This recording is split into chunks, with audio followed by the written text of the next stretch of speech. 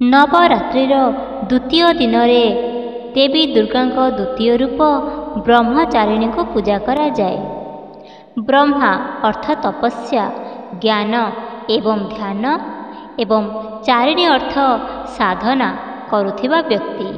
ବ୍ରହ୍ମଚାରିଣୀ ହେଉଛନ୍ତି ତପସ୍ୟା, ସଂଯମ ଏବଂ ନିରପେକ୍ଷତାକୁ ମୂର୍ତ୍ତିମନ୍ତ ଦେବୀ।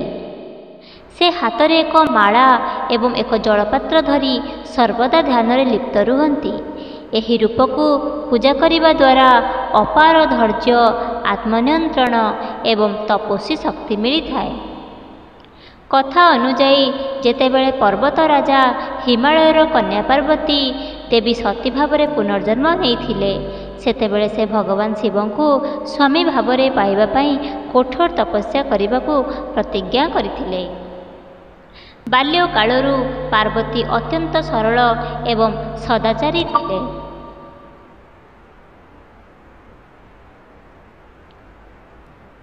କିନ୍ତୁ ଯେତେବେଳେ ନାରଦ ମୁନି ତାଙ୍କୁ କହିଲେ ଯେ ସେ ଭଗବାନ ଶିବଙ୍କୁ ବିବାହ କରିବାକୁ ଉଦ୍ଦିଷ୍ଟ, ସେ ହୃଦୟ ସହିତ ଭଗବାନ ସ୍ୱାମୀଙ୍କୁ ସ୍ୱାମୀ ଭାବରେ ପାଇବା ପାଇଁ ପ୍ରତିଜ୍ଞା କରିଥିଲେ।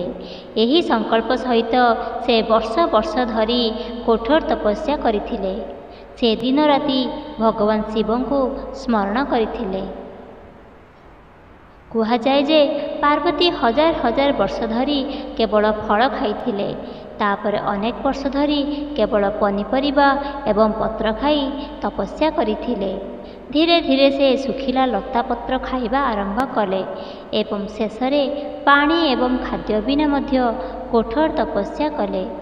ବର୍ଷ ବର୍ଷ ଧରି ସେ ଖୋଲା ଆକାଶ ତଳେ ସୂର୍ଯ୍ୟ, ବର୍ଷା ଏବଂ ଥଣ୍ଡା ସହ୍ୟ କରି ନିରନ୍ତର ଶିବଙ୍କ ଧ୍ୟାନ କରୁଥିଲେ। ଦେବତା, ଋଷି ଏବଂ ସିଦ୍ଧମାନେ ମଧ୍ୟ ତାଙ୍କର ଅସାଧାରଣ ତପସ୍ୟା ଏବଂ ସଂଯମତା ଦେଖି ଆଶ୍ଚର୍ଯ୍ୟ ହୋଇଥିଲେ। ତାଙ୍କର କଠୋର ତପସ୍ୟା ସମଗ୍ର ତ୍ରିଲୋକରେ ଶକ୍ତିର ଲହରୀ ସୃଷ୍ଟି କରିଥିଲା। ଯେତେବେଳେ ମାତା ପାର୍ବତୀଙ୍କ ତପସ୍ୟା ଶୀର୍ଷରେ ପହଞ୍ଚିଲା, ସେତେବେଳେ ସ୍ୱୟଂ ଭଗବାନ ବ୍ରହ୍ମା ପ୍ରକଟ ହୋଇ କହିଲେ, ହେ ଦେବୀ, ଆପଣଙ୍କର କଠୋର ତପସ୍ୟା ଏବଂ ସଂଯମତାରେ ପ୍ରସନ୍ନ ହୋଇ ମୁଁ ଆପଣଙ୍କୁ ଆଶୀର୍ବାଦ କରୁଛି। ଆପଣ ନିଶ୍ଚିତ ଭାବରେ ଭଗବାନ ଶିବଙ୍କୁ ଆପଣଙ୍କ ସ୍ୱାମୀ ଭାବରେ ଗ୍ରହଣ କରିବେ। ଆପଣଙ୍କର ଏହି ରୂପ ବ୍ରହ୍ମଚାରିଣୀ ଭାବରେ ଜଗତରେ ପୂଜା ପାଇବ।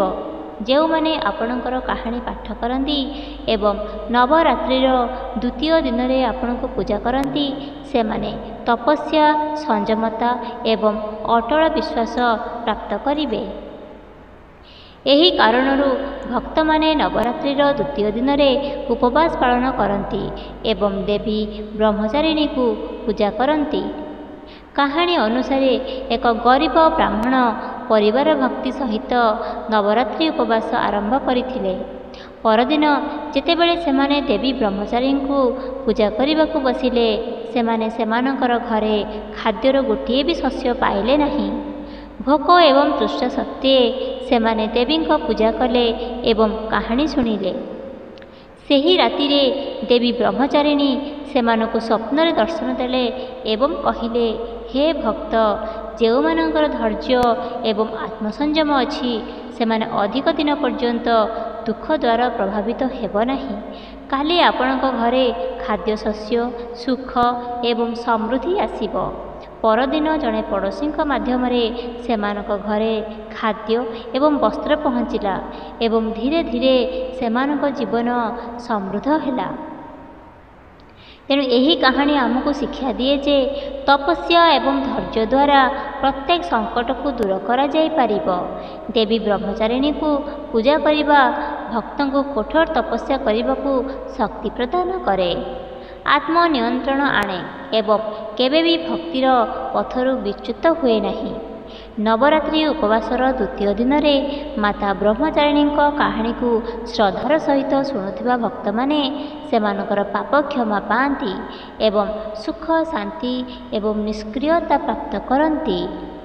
ଏହି ରୂପ ବାର୍ତ୍ତା ପ୍ରଦାନ କରେ ଯେ ପ୍ରକୃତ ଉପବାସ ଏବଂ ଭକ୍ତି କେବଳ ବାହ୍ୟ ପ୍ରଦର୍ଶନ ଦ୍ୱାରା ନୁହେଁ, ବରଂ ଏକ ସଚ୍ଚା ହୃଦୟ, ଧୈର୍ଯ୍ୟ ଏବଂ ସମର୍ପଣ ଦ୍ୱାରା ସାଧିତ ହୋଇଥାଏ।